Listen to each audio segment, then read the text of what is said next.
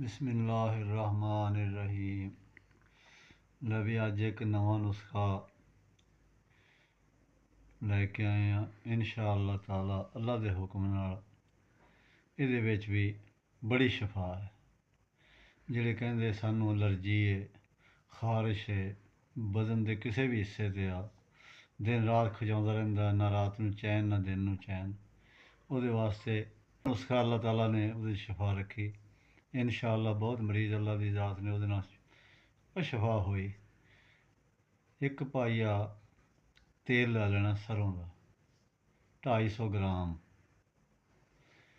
एक तोला गंधक सल्फर भी कहते उन्होंने, मुर्दा पत्थर, मुर्दा सिंह 50 ग्राम पत्थर, इसनूं लैके खल दे विच पीस लेना, क्योंकि लोहे दे विच पीसिया जाना।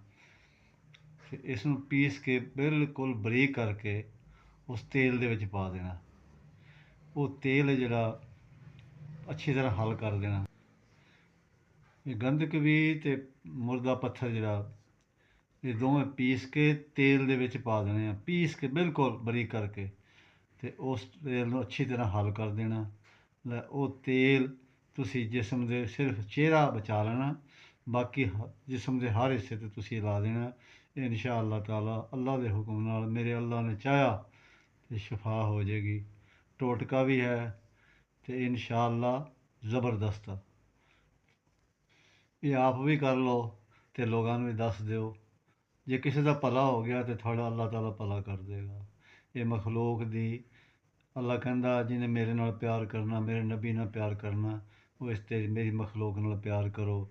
इन्हां दे गल ना वड्डो। इन्हां दी जिस किस्म नाल भी थोड़े कोल कोई फायदा होंदा, इहदा फायदा कर दिओ। थोड़ा अल्लाह ताला उत्ते बैठा थोड़े ते रहम करेगा इंशाअल्लाह।